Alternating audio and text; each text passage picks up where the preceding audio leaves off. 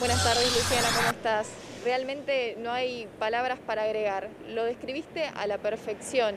Todo lo que has dicho fue totalmente un calvario para esta mujer que claramente se encuentra de espalda, Eugenia, Euge. He tenido una charla con ella increíble, inmensa. Es una guerrera, es una luchadora y pudo salir adelante. Tuve la oportunidad de grabar imágenes una por una dentro de esa casa y lo único que tengo para decirte, Lu, es el escalofrío. Se puede sentir el horror, cada una de esas paredes hablan. Pero la tenemos aquí para hablar con nosotros. En primer lugar, Eugenia, te quiero agradecer muchísimo, te queremos agradecer muchísimo por darnos esta nota y preguntarte cómo comenzó esta historia. Bueno, gracias a ustedes por estar hoy acá y por estar siguiendo el juicio. Y bueno, esta historia comenzó cuando yo era muy jovencita, empecé a salir con una persona mayor que yo y bueno, no me daba cuenta de los celos o confundía que era cariño, hasta que se tornó una relación violenta. En un momento llego a sufrir por él amenazas, tengo un intento de suicidio. Termino internada. Esta persona en ningún momento salió del sanatorio Mapasi, donde estaba internada. Me obliga a firmar el alta. Ese día llego a mi casa con mi familia. Gracias a Dios se fue. Al otro día a la mañana llama diciéndome que él venía a armar un lío a mi casa, que sabía el horario que me llevaba mi papá del trabajo. Bueno, yo salgo de mi casa tratando de frenarlo. Yo vivía en Sarmiento al 4000, vine a ser entre Centeno y Doctor Rivas. Salgo corriendo hacia Doctor Rivas, tratando de frenar que no se arme un disturbio en mi casa. Este hombre para la moto, se baja, me agarra de los pelos y me lleva a trompadas y patadas hacia mi casa. Entra. En mi casa estaba Mabel, una señora que nos ayudaba, mi tía que había venido a cuidarme porque yo hace menos de un día que estaba en mi casa. Justo fallece un familiar, un tío, y estaban al cuidado también de mi tía en mi casa, dos nenas, una de meses y otra de 3 años, y mi hijo Facu de 2. En una forma muy violenta él me tira contra un sillón, yo llego a poner la mano, en el sillón estaba la bebé durmiendo, caigo al piso y empieza a amenazarla a mi tía con que le va a matar el hijo y con que nos va a matar a todos. En ese momento llega mi hermana, mi mamá. Mi mamá le pedía por favor que se fuera, que la terminara. Mi hermana lo empuja hacia afuera y pone el pie en la puerta y logra entrar de vuelta. Y mi hermana ya cuando hizo eso, cerró la puerta con llave y llamó a la comisaría, que queda a 3 cuadras del domicilio donde vivíamos. En unos minutos llegan 2 comandos, lo acompañan a él a buscar la moto a la otra esquina, la trae caminando, la traba en la puerta de mi casa. A todo esto el muy conocido de las personas que venían a hacer el procedimiento. Por lo que me cuenta, uno había sido compañero de esa escuela y jugaba a la pelota con él y otro no sé de dónde lo conocía. Nos cargan en el patrullero, a mí, a él y a mi mamá, y terminamos todo en la seccional. En el otro patrullero yo no recuerdo bien si iba mi hermana y mi tía o mi hermana y la señora que nos ayudaba en mi casa. Para que te den cuenta del momento que se vivió, Mabel, la señora que trabajaba en mi casa, decide agarrar a los 3 chiquitos porque lloraban terriblemente y pasarlos por la terraza a lo de un vecino lindero. Bueno, terminamos en la comisaría. Yo nunca entendí por qué a mí me detienen, porque las denuncias eran de mi familia hacia él. Bueno, a mí en ningún momento me dejan retirarme del lado de él. Y en un momento nos llevan a otro cuarto, donde aparece otro policía, que lo saluda y decirle, hola gringo, ¿qué hace otra vez en quilombo? Él le dice, ¿cuánto necesita para arreglar todo esto? Él saca de su bolsillo y le da 50 pesos, te hablo en el año 96. Y el policía le dice que sí o sí lo tiene que fichar, pero que nos va a fichar al revés, mis huellas con su nombre y las de él con el mío. Y que no se haga problema porque la denuncia no iba a pasar a tribunales. Bueno, sigue transcurriendo el tiempo y allá adentro de la comisaría. Y el policía le dice, gringo, llévate la piba que cuando la familia te levante la denuncia ya está todo arreglado, no pasa más nada. Bueno, ya ver semejante acto de corrupción, imagínate a quién le podía pedir ayuda ahí adentro. Porque él tenía un trato como si fueran sus mejores amigos, la gente de la policía. Me voy con él. Bueno, ahí empezó el calvario de estos 23 años. en donde llego a su casa, él me encierra en una pieza que tiene arriba. En un primer momento estaba encerrada ahí en todos los momentos que él salía, así pasaron los primeros 3 días sin salir de esa pieza. Y al tercer día él viene, me pregunta que a quién quiero más, yo, si a mi mamá o a mi papá. Yo le digo que yo amo a mi familia, que para mí son los dos iguales. Él resuelve diciéndome que las hijas mujeres tiran para el padre y los varones para la madre, y que yo iba a tener que hablar por teléfono. Me escribe un papel en que yo tenía que llamar a mi casa, preguntar por mi papá y decir solamente lo que decía ese papel. Y el papel era: papi, escúchame, levantá la denuncia porque yo no vuelvo. Si no levantás la denuncia no vuelvo a ver a Facu, no los veo nunca más. Bueno, imagínate que llamaba a mi casa, atendía a mi mamá, le cortaba o le insultaba, atendía a mi hermana lo mismo, hasta que alguno accedí y le pasaba el teléfono a mi papá. Cada vez que mi papá, digamos, no era una situación fácil, mi papá empezaba a moler, me decía: Eugenia, por favor, volvé, pensá en Facundo, pensá en la familia, no hagas esto. Y yo llorando le decía: papi, levantá la denuncia y yo te juro que vuelvo. En ese momento que se armaba, yo lloraba y mi papá lloraba del otro lado, él cortaba el teléfono, se terminaba la comunicación y me agarraba a cachetazos. Los primeros días era así. Yo vengo de una familia donde fuimos criados sin violencia, digamos. Mi papá nunca nos pegó ni porque nos portáramos mal, ni por la peor de las cosas. Siempre una familia donde todo se hablaba, todo se entendía mediante palabras. Fue muy terrible para mí, muy traumático. A todo esto se repite durante alrededor de 15 días. A los 15 días, viendo que de mi familia no iban a levantar la denuncia, me saca de esa habitación, me mete abajo de un tanque de agua que tenía una canilla para despurgar el tanque, me pega en la cabeza, me agarra patada, puñete, cachetazo, se saca el cinto y me empieza a pegar con el cinto. Me agarra de los pelos y me arrastra hasta dentro de la pieza de vuelta. Y empezó a gritarme que por una puta como yo, los problemas que él tenía, que mirar en el quilombo que lo había metido. No sé dónde saca unas tijeras, me agarra así del pelo de atrás y me corta el pelo. Y me empieza a cortar todo el pelo así a mechones. Y me da un toallón, me dice que me seque, que ya estaba, que ya había pasado, que no llorara. Me da un Lexotanil para que no llorara tanto. Y me dice que él me va a tener que rapar para que nadie me conozca, porque él no quería tener problemas. Bueno, yo ante el terror, imagínate que estaba temblando como una hoja y dura y haciendo todo lo que me pedía. Me rapa la cabeza y me da una gorra de visera y ropa de él. Y me dice que era para que nadie me reconozca y pareciera un varón. Bueno, así sí. Eugenia te está escuchando. Eugenia te saluda Luciana Rubinska, estoy Eugenia, escuchando. sí. Luciana, te está escuchando, Eugenia. Bueno, le cambiaron la identidad. Es tremendo. ¿Le puedes preguntar? Es tremendo, Hola, buenas tardes. Eugenia, buenas tardes. Yo decía, vos sos una sobreviviente. Yo tu historia no la escuché ni la leí en mi vida. Porque esto que vos estás describiendo, después se convirtió en tu vida durante 23 años. Sí. Lejos de tu familia, Sí, lejos de tu hijo, te tuvo secuestrada, te violaba. ¿Cuándo vos? Sí, he sufrido violaciones, yo digo físicas y mentales, porque no sé si es el horario para nombrar esto, pero me ha tocado tener sexo encadenada, sexo con una bolsa en la cabeza. Nunca lo podía mirar a la cara en todas esas relaciones, tapada con una almohada, llamada por otro nombre. En principio era por el nombre de su primera mujer. Y bueno, he sido humillada en todas las formas que se puede humillar a un ser humano, ¿no? ¿Qué pensaste durante todos esos años? ¿Qué pensaste? Porque me imagino que cuando vos relatabas los primeros días debe haber sido un dolor tremendo, pero con la esperanza de que al otro día esto se iba a terminar.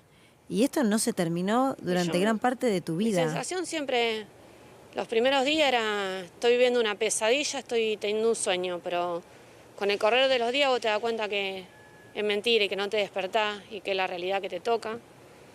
Y bueno, en esos primeros días le decía a él: por favor déjame irme, yo te juro y te prometo. Y yo voy a llegar a mi casa y te van a levantar la denuncia, yo voy a hacer lo imposible, pero nunca conseguí nada. Así que así siguió la historia. Y bueno, después, cuando ves que él me encierra en esa pieza, él empapela las ventanas y pone un cartón en el taparrollo de la persiana. Se iba a largas horas, pero yo quedaba encerrada ahí. Por ahí se iba a la mañana y aparecía a la nochecita. En ese momento bajaba a la casa de él cuando estaba su mamá, podía comer algo, bañarme y volver otra vez arriba. O sea, esto era con complicidad de su madre. Hizo esto con complicidad de su madre. Sí. Bueno, siguieron transcurriendo los días, como te contaba, le empapela las ventanas y un día viene y me dice que estando afuera había escuchado un ruido arriba de persiana y que había visto un papel roto y que él veía que el papel estaba roto, que yo había estado espiando, que había estado espiando. Bueno, ahí me golpea muy mal.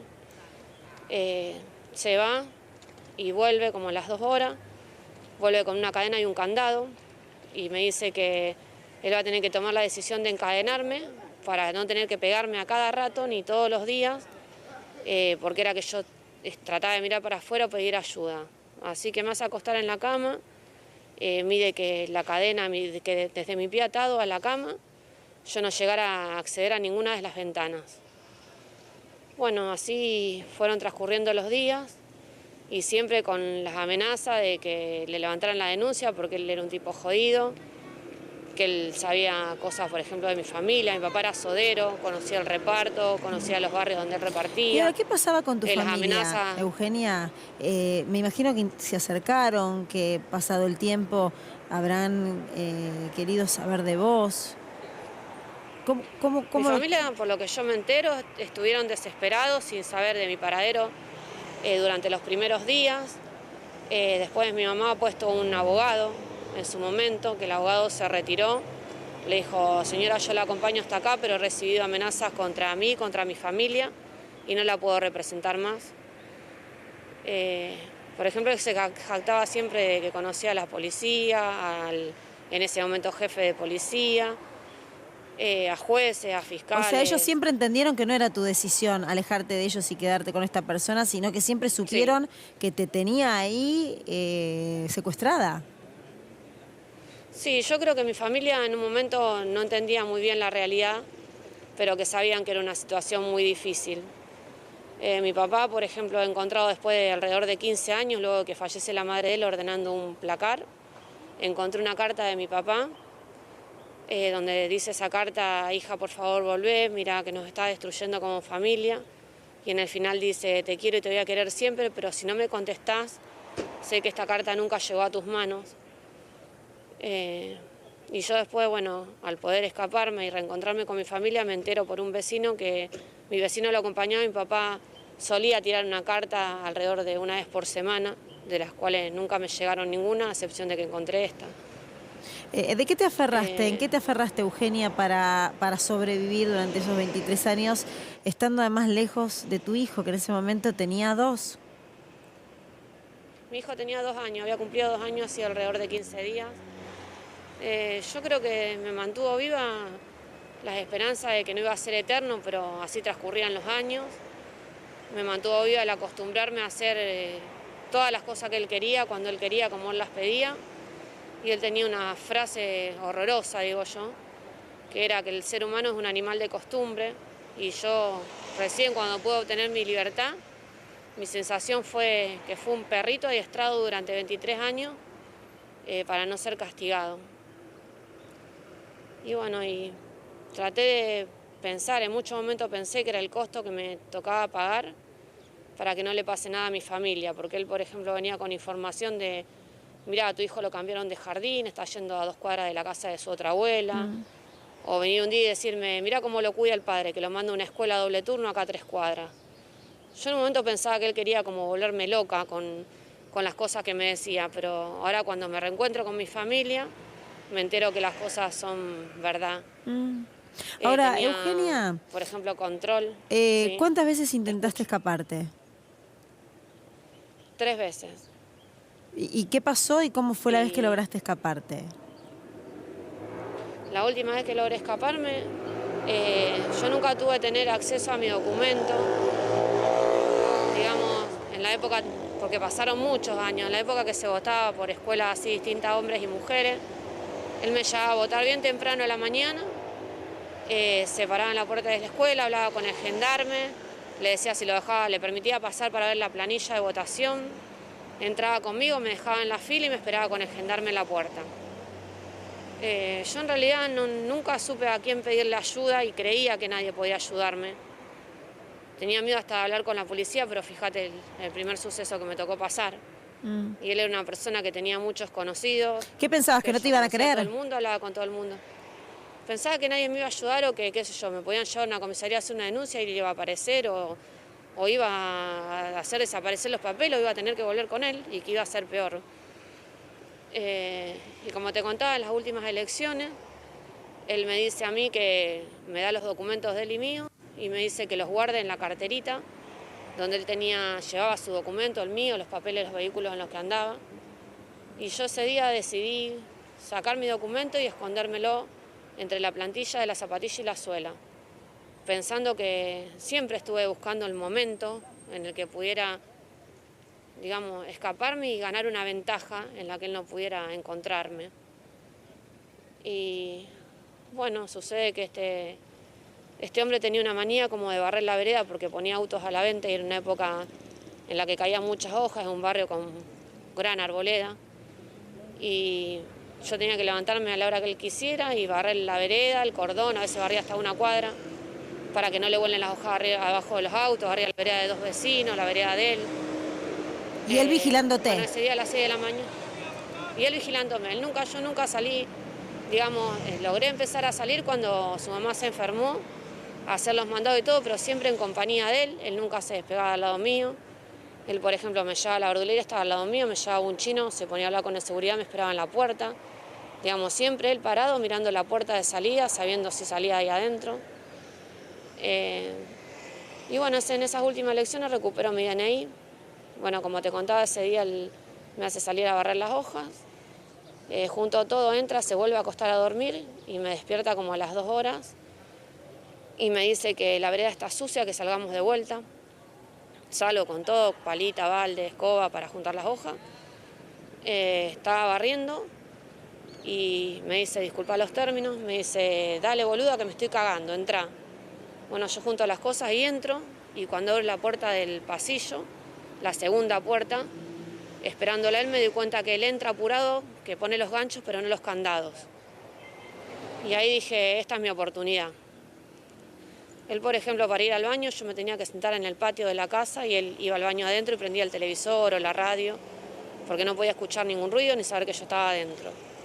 Me siento en el patio a leer un libro, pasa el tiempo y escucho que abre la lluvia del baño. Y ahí pensé, si abre la lluvia, como se rapaba cabeza y barba, yo pensé, bueno, acá gano un tiempo porque él tardaba como media hora. Bueno, me latía el corazón a 1000, así que me quedo parada contra el baño y escucho que golpea la maquinita freestyle en la pileta de lavarse las manos. Entonces digo, sí, ahí está mi oportunidad. Bueno, entro despacito por la cocina, agarro un monederito, que era el que tenía una plata que había cobrado un día anterior destinada a hacer unos mandados, porque nunca tampoco tuve control de la plata, eso que yo cosía para afuera.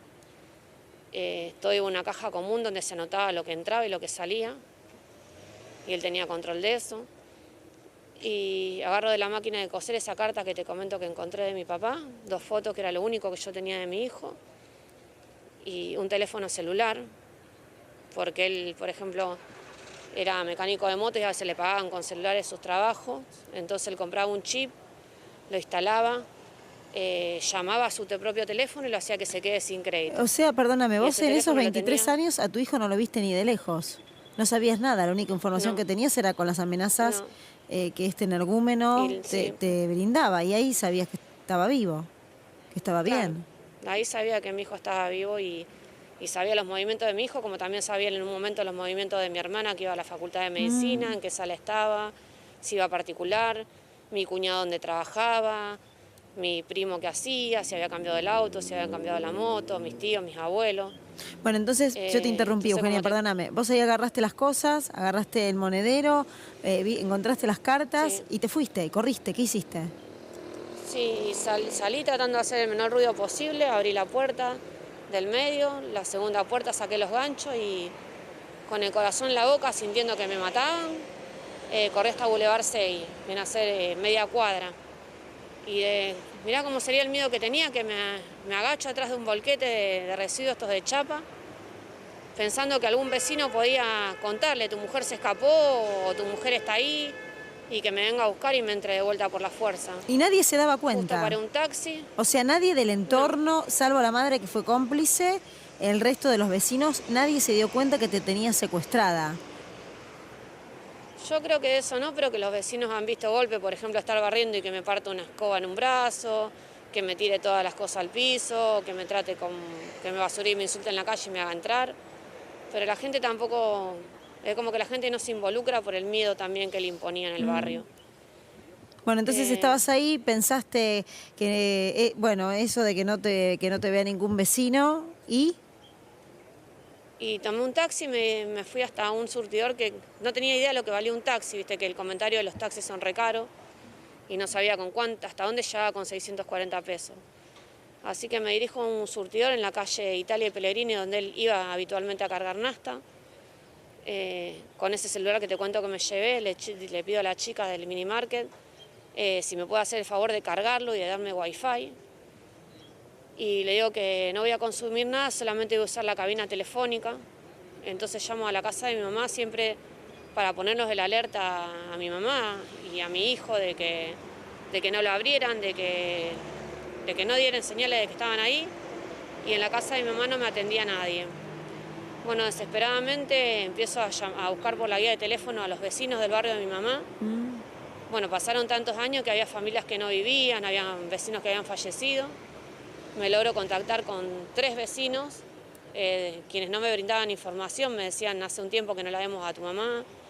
Yo les pedía encarecidamente un celular donde comunicarme y me decían que no lo tenían, que iban a averiguar con otro vecino, que si por favor podía llamar más tarde. A todo esto se me ocurre, mi mamá era maestra en una escuela a 3 cuadras, buscar la escuela y yo ya por cálculo sabía que mi mamá estaba jubilada, pero siempre con la esperanza de que alguna maestra, algún personal de la escuela tenga un celular de ella. Me dijeron que ellos no me podían dar información, que llamara el otro día. Bueno, ya desesperada me cargaron el teléfono en la estación de servicio y con un Facebook que él usaba para publicar autos y motos, empiezo a buscar por Facebook a mi hijo, a mi mamá, a mi hermana, así gente que me iba acordando, la madrina de mi hijo, una prima. ¿Y a quién contactás? Una vecina. Y bueno, envío mensajes a todos. Hola, buenas tardes, soy María Eugenia. Por favor, me escapé de mi casa, conocen mi situación, necesito urgentemente comunicarme con mi mamá o con mi hermana. Pásenme un celular, a dónde puedo llamar o dónde puedo ir. Nadie me contestaba.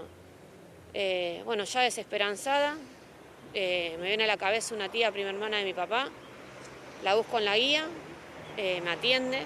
¿Qué hora era todo esto? Le cuento lo que me estaba pasando. Y a todo esto era como si yo te digo las 5 de la tarde. Bien, ahí te contactás con... todo ese tiempo. Te contactás con una tía. Con una tía. Sí, esa tía le cuento lo que estaba viviendo y me dice, bueno, yo todo estoy llorando desequilibrada porque estaba en un momento que no estaba muy bien. Me dice, Euge, dice, entiendo tu situación, pero no te puedo recibir en mi casa porque mi marido se está cortando y tengo familia, esperando que pase eso. Dice, fíjate cómo estás vos. Yo eso lo entiendo y se lo agradezco. Mi tía me dice, le digo, tía, pero si vos no me ayudás, le digo, yo sé que para la noche voy a estar muerta si me encuentra. Y mi tía me dice, ¿por qué no tomás un taxi y vas a lo de otra tía, que es Fabi?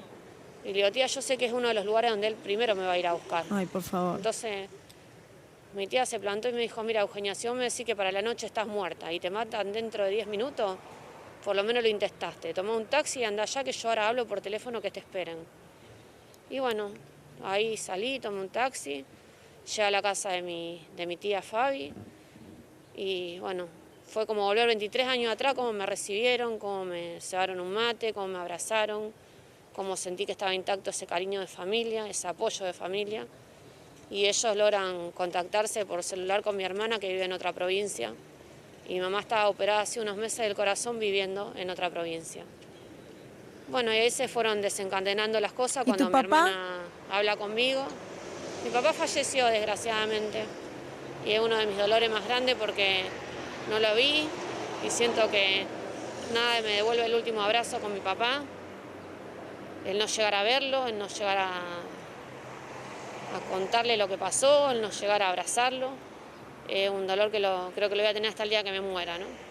¿Y tu hijo? Contanos la parte del Y reencuentro con tu hijo. ¿Dónde estaba tu hijo? Cómo fue encontrarte mi con un hijo, hombre?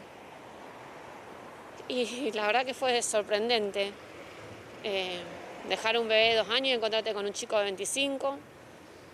Y bueno, gracias a Dios con mi hijo tenemos una muy buena relación, pudimos hablar mucho y entendió muchas cosas. Eh, y bueno, de ahí seguimos la buena relación hasta ahora, mucha video de WhatsApp, muchas llamadas. Pero ¿cómo fue ese primer Estamos encuentro? juntos. ¿Cómo llegas a él? ¿Él con quién Bueno, estaba viviendo? en ese momento en que mi tía la contacta a mi hermana le pide por favor a mi hijo si él me iba a brindar ayuda. Y mi hijo viene a buscarme a la casa de mi tía y me tiene en su casa 2 días. Mi hermana viaja de la otra provincia y ya en camino venía Perdóname, ¿y averiguando tu hijo qué todo. pensaba? Tu Y hijo, mi hijo nunca pudo pensar, nunca entendió si yo lo dejé, si yo lo abandoné. Pero gracias a Dios tengo una familia que desde los primeros momentos buscó asistencia psicológica y decidieron darle a mi mamá la tenencia a su papá y tener un vínculo de familia y criarlo con la idea de que él tenía papá, tíos, abuelos, primos, que tenía una mamá y que su mamá existía y en algún momento iba a aparecer, pero nadie sabía por qué se había ido. Y yo se lo agradezco porque fue un gran trabajo de familia para cuidarle su cabeza, ¿no? Que no ha sido fácil porque tampoco un chico le puede decir no sabemos nada y ya va a aparecer, pero fue lo más sano en ese momento. Bueno, así que con mi hijo hemos podido hablar y ha entendido toda esta situación. Va y presencia el juicio para enterarse las partes de que él no las vivió y no las vio. Y es una persona muy madura y bueno, no sé si porque es mi hijo de gran corazón. Y bueno, fue muy difícil como familia. Mi hermana cuando viene me lleva a la unidad de justicia penal, donde me dan los primeros pasos a seguir. Averigua en el teléfono verde. Hicimos todas estas instancias y la Municipalidad y de Eugenia, Rosario ¿qué te me decían? afilió ¿Que en una... ellos no hicieron una denuncia en su momento porque por miedo? ¿Por qué no denunciaron que vos no estabas, que vos habías desaparecido? No, mi familia denunció mi desaparición. Mi familia ha hecho todo lo que tenía que hacer en el ámbito legal, pero nunca han podido rescatarme de la situación que yo vivía.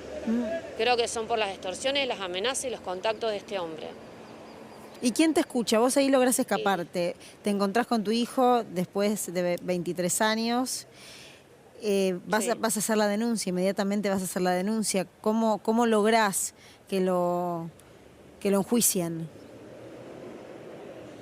Bueno, como te contaba, mi hermana buscó todos los medios de los pasos que había que seguir y me recibieron mediante género, el teléfono 147, el teléfono verde se llama acá en Rosario. Me recibieron en un lugar donde te asisten psicólogos, asistentes sociales y todo, y me derivan a vivir en una casa transitoria que se llama Casa Amiga, de quien no me voy a olvidar nunca, por cómo me trataron, por cómo me apoyaron y me ayudaron. Y bueno, fue el primer pasito para salir adelante. Articularon con género de la provincia donde yo estoy viviendo ahora, me pagaron los pasajes, viví en otro refugio alrededor de 40 días y nunca dejaron de brindarme asistencia del Estado psicológica. Tengo a mi psicóloga Valeria Carrillo, a quien le agradezco de corazón porque creo que es la que me ha ayudado a salir tanto adelante y a mantenerme fuerte y a llegar a este juicio con la máxima firmeza y de todo lo que necesito, ¿no? ¿Qué pasó Y después, mi en los familia sobre primeros todo. días? ¿Él apareció? ¿Él desapareció? Una vez que vos lograste escaparte. No, en el momento en que logro escaparme, él se dirige hacia la casa de mi mamá, no encuentra a nadie, en tono amenazante ve a los vecinos y les exige que él pasaba en 2 o 3 horas a buscar el teléfono de Facundo. Mi hermana entonces estaba tramitando las denuncias de restricción, yo ya estaba viviendo en el refugio. Y le dice a los vecinos que él no tenía 200 metros donde no se podía acercar, que cualquier cosa que lo vieran, que llamaran, que mi hermano iba a llamar a la policía para que se cumpla con esa restricción. Fue varias veces y bueno, después de enterarse de eso ya no fue más. Se ha presentado en la casa de mi tía, la que te contaba que me dio asilo en un primer momento. Y bueno, después de ahí yo nunca más tuve contacto con él, gracias a Dios. Y bueno, después cuando ya estuve, como te contaba, 20 días en este refugio y articulan para que me vaya de la provincia, a los 2 o 3 días a él lo allanan y queda detenido, él y su papá. A su papá. Y desde ahí, ¿En la casa de abajo estaba su papá y su mamá? en la casa de abajo vivían su papá y su mamá. Digamos, vivía la familia completa. Después de unos años ellos compran la parte de atrás, que él la reformó en un taller de motos, que es donde nosotros pasábamos muchas horas del día y dormíamos siempre en esa habitación de arriba. Bueno, entonces ahí quedan detenidos y ahora estás esperando el juicio, ¿no? Sí, ya empezó el juicio, ya es el tercer día del juicio, se calcula que termine para después del 2 o 3 de agosto esté la sentencia. Y bueno, creo que queda mucha gente por declarar todavía. Y bueno, yo luego que va todo bien encaminado. Estoy muy agradecida con Fiscalía porque veo que han hecho un gran trabajo, han conseguido pruebas de todo, han conseguido testimonios de mucha gente, que se han movido para que se haga justicia. Eugenia, ¿vos por qué no querés salir de frente? ¿Por temor, por vergüenza? ¿Por qué? Yo en realidad mi gran temor es que, como te digo, él tenía tanta gente conocida de un ámbito de otro, de la gente buena, de la gente mala, y yo temo represalias por parte de él. Entonces preferiría que sea así de espalda. No te digo que en un futuro, si él queda detenido, me anime a mostrar la cara y, por temor, entonces. Ya que sepan quién soy. Por temor. Por temor. Por temor. Por mucho temor. Sobre todo mucho temor hacia mi hijo. ¿Cómo fue reencontrarte con una vida? ¿Cómo fue ese reencuentro con el paso del tiempo, con el paso de los días? Tuviste 23 años secuestrada. Para mí fue muy difícil porque empecé hasta con pánico de salir afuera, pánico de moverme sola. Hacía años que no caminaba sola por la calle, digamos. Bueno, empecé con esos episodios, me lo hice tratar, estoy en tratamiento todavía. Y bueno, tratando de salir adelante, como te contaba, me fui a otra provincia y me agarró justo la pandemia, pero logré terminar la escuela secundaria, me recibí de masajista terapéutico y en este momento estoy estudiando mandatario del automotor. Miro mi vida llena de esperanza y llena de ilusiones.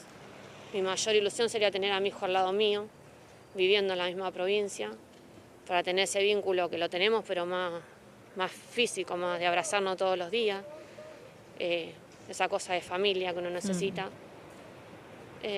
Y planifico una vida, trato de hacer todo lo que estos 23 años no pude. Sé que los años pasaron, pero qué sé yo, no se me borran los sueños, no se me borran las ganas de progresar y de ser feliz sobre todas las cosas. Que soy feliz cada día que me despierto libre, cada día que abrazo a mi mamá, cada día que abrazo a mi hermana, a mi sobrino, cada vez que hablo con mi hijo, cada vez que descubro que ser libre es lo más importante que tiene una persona. Así que así transcurre mi vida. Y en este momento esperando justicia, esperando que me prometieron 18 años y Dios quiera sean 18 años, que humanamente siento que no me alcanzan, porque si a mí dijeran que le dan 23, que son los años que él me tuvo retenida, no me devolvería mi vida, no me devolvería el daño que le hizo a mi familia, a toda mi familia, no me devolvería poder criar a mi hijo. No sé quién sería yo hoy en día si no hubiese pasado todo esto. Pero bueno, por ahí lo miro en una forma de ilusión y digo, si me cumplen un deseo, ¿cuál es?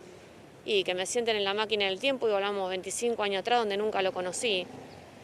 Y mi vida sería feliz y capaz que hasta tuviera a mi viejo vivo, que sufrió una gran depresión y creo que eso lo llevó a la muerte. Mi mamá no hubiese tenido un cáncer, que ha tenido un linfoma no Hodgkin a los 2 años, alrededor de que yo no estuve más con ellos, muchos problemas de salud.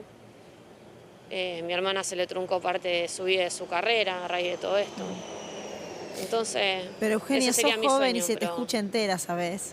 Se te escucha entera y vos viviste sí, un horror durante casi toda tu vida. Se te escucha entera, con ganas de sí, progresar.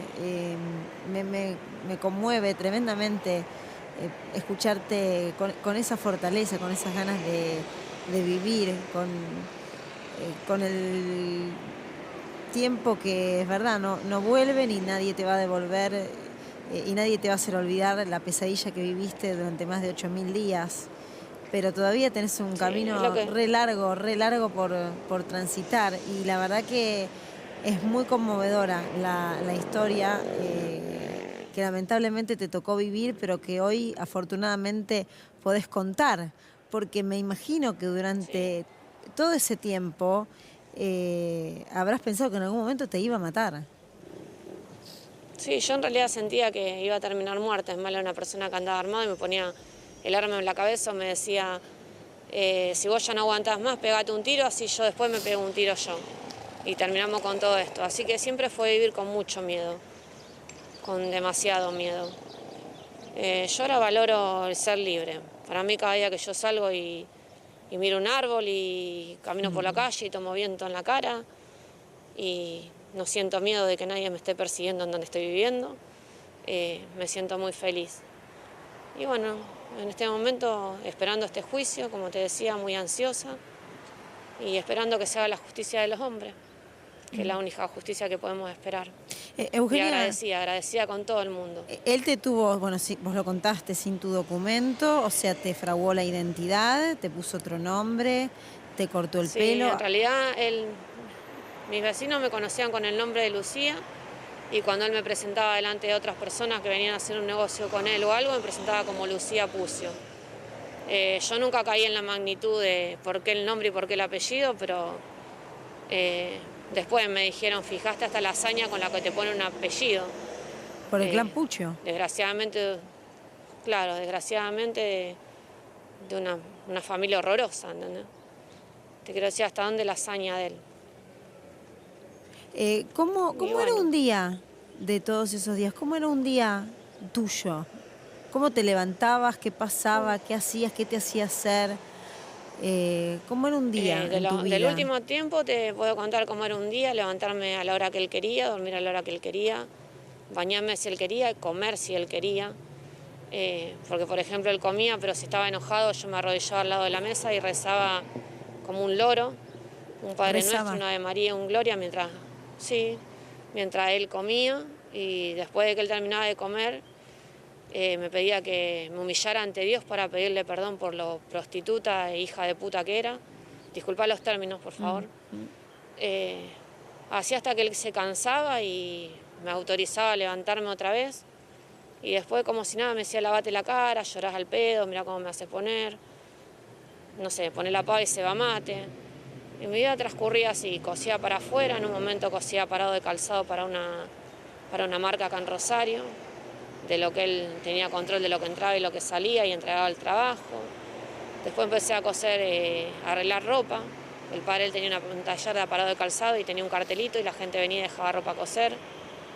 Pero nunca, digamos, hasta cuando venían las clientas se despegaba de al lado mío.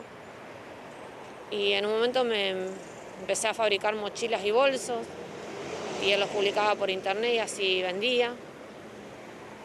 Y bueno, lo ayudaba en su trabajo, desde lavar motos, lavar autos, siempre lavaba 2 o 3 autos o hasta 5 autos que tenía a la venta en la calle para que no tenga problema con la municipalidad. Limpiar, barrer, hacer de ¿Qué comer. llegaste a pensar? ¿O para escaparte, para liberarte de él? Mira, él encontró mediante Facebook una prima que hacía como 30 años que no se veían. Esta chica viaja a Rosario, se queda en mi casa a comer, obvio, sin saber todo lo que se vivía. Yo seguía bajo pizza casera y lemon pie. Y le trae de regalo a él un libro que se llamaba Gente Tóxica. Y me trae a mí un par de aritos. Son una pareja de gente evangélica. Y este tipo tan guarango y mal hablado le dice cuando lo abre, un libro me traes. Y le dice a su prima, Oscar, léelo, es un libro de autoayuda, vas a ver qué bueno que es. Y a mí me dio tanta vergüenza, vergüenza ajena de lo que él le decía, una persona que no veía en años, enojé, le digo, Marcela, si vos no te ofendés, yo me lo voy a quedar al libro porque a mí me gusta leer. Y bueno, descubrí en ese libro, en cada hoja que iba dando vuelta, lo veía como si vos me hiciera una foto del psicópata con el que estaba viviendo. Y como ya sabía que no iba a salir sin vida al lado de él, empecé a planear cómo podía irme, a tener realmente en ese momento seguridad de que en algún momento me iba a poder ir. Porque muchos años traté hasta de pensar que era el precio que me tocaba pagar para que mi familia esté bien. A pensar, yo hago esto y bueno, siguen todos con vida, porque las amenazas textuales de él eran, en un momento era te voy a matar y después era, no, vos no te mereces la muerte, yo te voy a dejar en silla de ruedas, te voy a meter un tiro en cada rodilla y te voy a dejar cagando en una bolsita para que veas uno a uno cómo se van yendo todos esos hijos de puta que vos querés. Esos hijos de puta eran mi mamá, mi papá, mi hijo, mi hermana, mi sobrino, la gente que yo amo, de la que él pretendió toda la vida que me olvidara, pero uno no se olvida de su familia, nunca. ¿Y qué te hicieron los padres de él? ¿Cómo era? O sea, ¿los padres sabían que te tenía secuestrada? ¿Que te tenía...? La madre sabía que me tenía secuestrada porque la madre, cuando yo estaba encadenada y él salía, yo, digamos, hacía pichí en un cesto de papeles y si tenía que hacer caca o ir al baño, estaba descompuesta, tenía que golpear el techo con un palo de escoba. La madre venía, abría la puerta, me sacaba el candado, me acompañaba al baño, subía de vuelta, me ponía el candado, se aseguraba que esté cerrado y cerraba la puerta. Y el padre también sabía, porque digamos, nosotros bajábamos de esa pieza en un horario que eran las 7 de la tarde, que el padre iba a un café a jugar a las cartas y estábamos abajo hasta las 11 de la noche que el hombre volvía. Y como también le ha tocado verme que me golpeara dentro de la casa, que me golpeara en el patio delantero, que escuchar gritos y escuchar todas las cosas que escuchaban y nunca hacer nada. No, es de no creer. Vos sabés que estás relatando una vida, un secuestro que no se ve ni en las películas. Sí, la verdad que... Y hoy lo podés contar y hoy yo lo estás relatando. También a veces me miro y digo, ¿cómo me pudo pasar tanto? ¿Cómo me pudo pasar tanto? Y bueno, agradezco que estoy con vida y que pude reencontrarme con mi familia, sobre todas las cosas. ¿Cómo fueron esas veces que vos dijiste que fueron 3, que intentaste escaparte, que planificaste escaparte? ¿Qué pasó? En un momento llega una carta de tribunales donde mi marido, el papá de mi hijo, me pedía el divorcio. Bueno, él se enoja y me empieza a gritar y a insultar con que yo lo metía en problemas de tribunales y no quería saber más de problemas de milicos. Porque cuando yo lo conozco a él me cuenta que era excombatiente de Malvinas, apareció con una campera de Malvinas, con una boina de Malvinas. Con el transcurrir que estaba viviendo con él me cuenta que no era así, sino que había estado preso. Por eso no quería problemas con la justicia. Bueno, no sé, él averigua en forma particular con unos abogados y me dice que me tengo que presentar tardía a firmar el divorcio. Me acompaña armado a tribunales. Me dice que él iba a entrar conmigo. Cuando llegamos a tribunales, la abogada, la defensa de mi ex marido, le dice que no, que entrábamos solamente yo y él.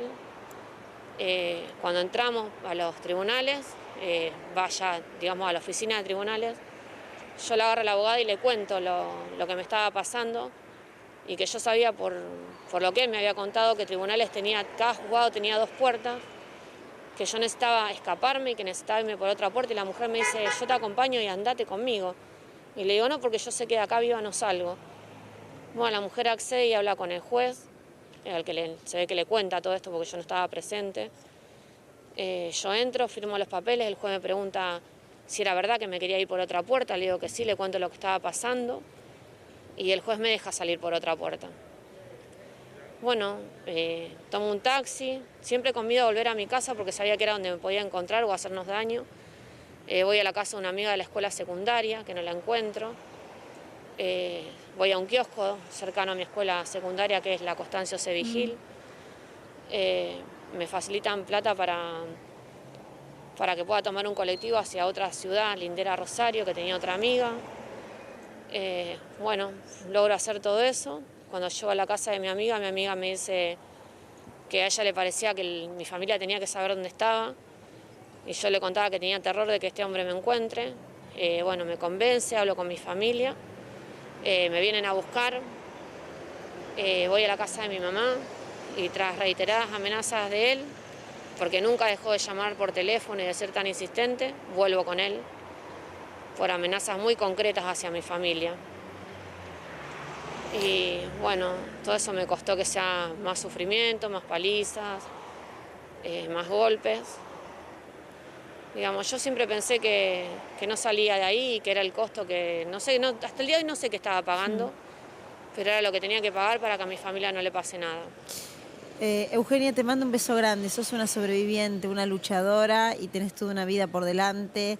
Que ese juicio termine como tiene que terminar y que vos puedas dejar atrás, aunque todo lleva mucho esfuerzo y debe ser muy, muy dificultoso, pero que puedas mirar para adelante con tus estudios, con tu familia y principalmente con tu hijo, que nadie te va a devolver esos 23 años, pero que te quedan muchos por delante y muchos por disfrutar y por ser feliz. Agustina, el cierre es tuyo, te mando un beso grande y toda la fuerza para lo que viene, Eugenia. Gracias, buenas tardes. Muchísimas gracias, Luciana, y el testimonio principal de Eugenia, por sobre todas las cosas, lo hemos charlado y es para que las mujeres se animen, que la justicia existe, que hay hombres que hacen creer que no vas a poder salir de ninguna forma, pero la justicia existe. Euge va a tener justicia. Agradecemos enormemente su testimonio porque es un testimonio que sin ningún tipo de duda va a ayudar a mujeres que están transitando momentos muy difíciles como el de ella. Así que muchas gracias, Luciana, a vos, y muchas gracias, Euge. 23 años de sobrevivencia. Rosario, un beso grande. Euge.